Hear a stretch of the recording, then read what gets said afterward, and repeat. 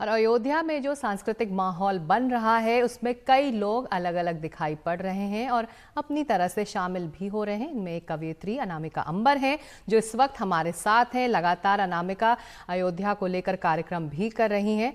अनामिका, स्वागत है आपका एनडीटीवी इंडिया में। राम सबके हैं, बहुत बहुत सबके लिए हैं। धन्यवाद। आपकी क्या तैयारी है 22 जनवरी को लेकर?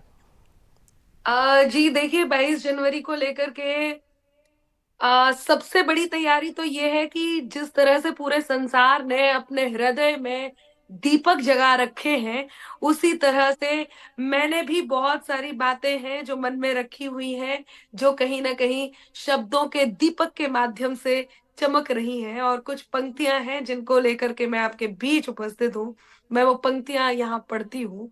क्या है राम और क्या है उनका नाम, क्या है उस नाम का प्रताप, वो आप तक पहुंचाती हूँ।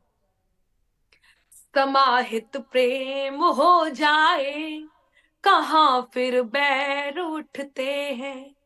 समाहित प्रेम हो जाए, कहाँ फिर बैर उठते हैं। जहां हो रास्ते तेरे, वहीं को पैर उठते हैं। ये सच्चाई की ताकत है, हो गहराई भले कितनी।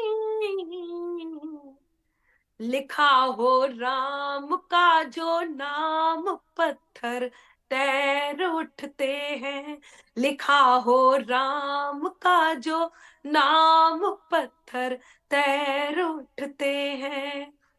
और 22 तारीख को भगवान श्री राम जब अपने धाम में पूर्ण रूप से हम श्रद्धालुओं के लिए दर्शन देने के लिए मतलब उस तैयारी के साथ होंगे कि उसके बाद प्राण प्रतिष्ठा भी हो गई, अब श्रद्धालु जाकर के ईश्वर के दर्शन भी कर पाएंगे। तो एक बात मैंने कही है और वो बात मैं गा करके, अनुमति हो तो आपके बीच पढ़ना चाहती हूँ, सुनिएगा। जी बिल्कुल, बिल्कुल अनामिका। कि लखन सिया और बजरंगी संग फिर से तन कर बैठेंगे। क्या माहौल होगा 22 का। लखन सिया और बजरंगी संग फिर से तन कर बैठेंगे। लखन सिया और बजरंगी संग फिर से तन कर बैठेंगे। राम अवध के सिंहासन पर राजा बनकर बैठेंगे। राम अवध के सिंहासन पर राजा बनकर बैठेंगे। राम अवध के सिंहासन पर राजा बनकर बैठेंगे। राम लला के मुक्ति यज्ञ में हव्य प्राण के त्राण की बेला।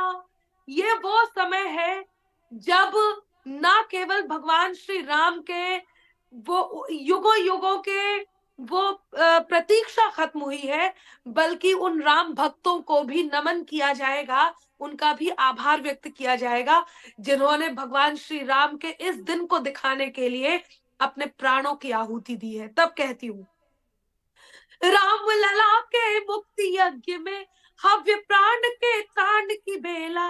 रघुनंदन के चरण धूलि से अंबर के कल्याण की बेला।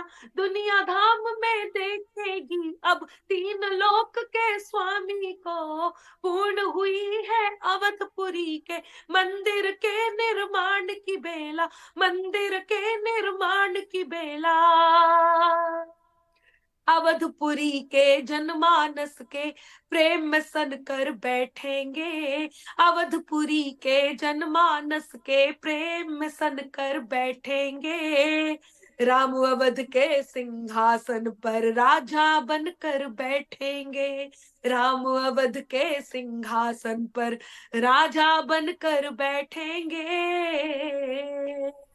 अनामिका, आखिर में एक बहुत छोटा सा सवाल। आप कई बार अयोध्या गई हैं, मंदिर को बनते देखा है और शायद अब फिर 22 जनवरी के बाद जाएं, लेकिन देश के कोने कोने में ऐसे भी लोग हैं जो मंदिर नहीं पहुंच पा रहे, अयोध्या नहीं पहुंच पा रहे, फिर भी उनका लगाव और जो जुड़ाव है वो दिखाई देता है। अपनी तरह से वो बिल्कुल उस मंदिर के करीब हैं। तो क्या है राम कनेक्ट, आप समझा पाएंगे हमारे दर्शकों को?